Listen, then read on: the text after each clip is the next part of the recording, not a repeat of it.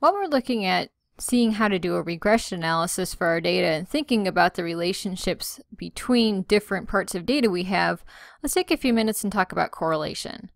Now, there's no objectives for this lecture and you won't be tested on anything in here, but it's good information to have when you're doing a correlation analysis.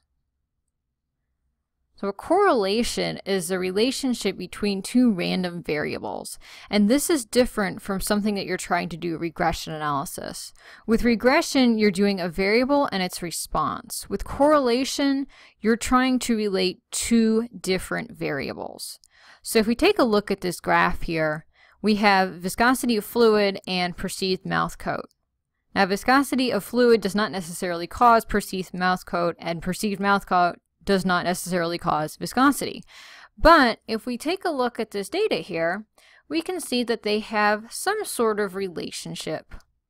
So it looks like as perceived mouth coat goes up, viscosity of fluid goes up as well.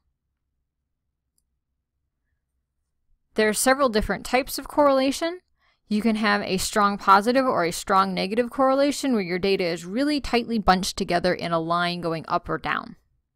You can have a weak positive or a weak negative correlation where you can still see a general trend up or down, but it's not nearly as strong. The data have more scatter, but you can still see a general trend.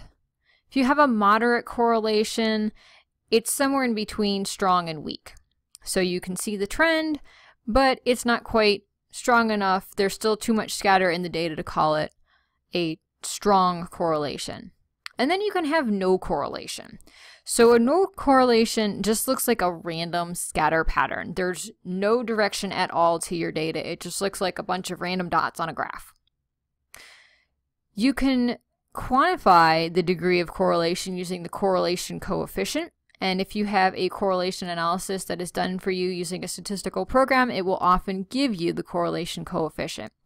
The correlation coefficient varies between -1 for the strongest negative correlation and +1 for the strongest positive correlation.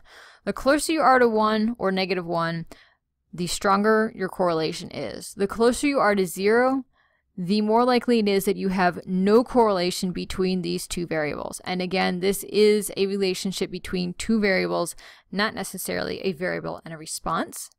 And that brings me to correlation versus causation.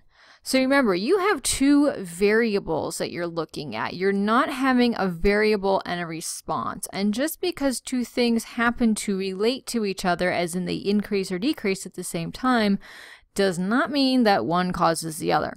So let's look at these graphs. These graphs are from a website called Spurious Correlations, which is an excellent website. If you have a few free minutes, you can go in and look at all kinds of things that are correlated very highly, but have nothing to do with each other.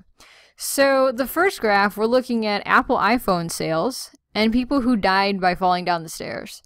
This has a correlation of 0.99.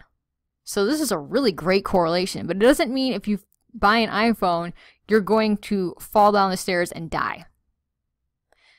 Then on the bottom, we've got, again, people who died by falling down the stairs and the number of lawyers in Georgia.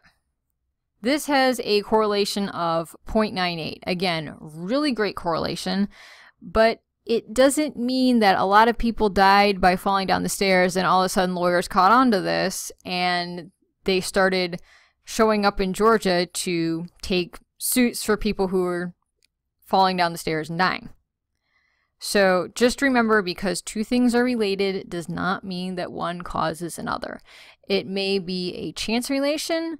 They may have a true relationship to each other, but the cause may be something completely different. So when you're looking at your data, keep that in mind. If you see two things that are related, then ask yourself, okay, is one really causing the other?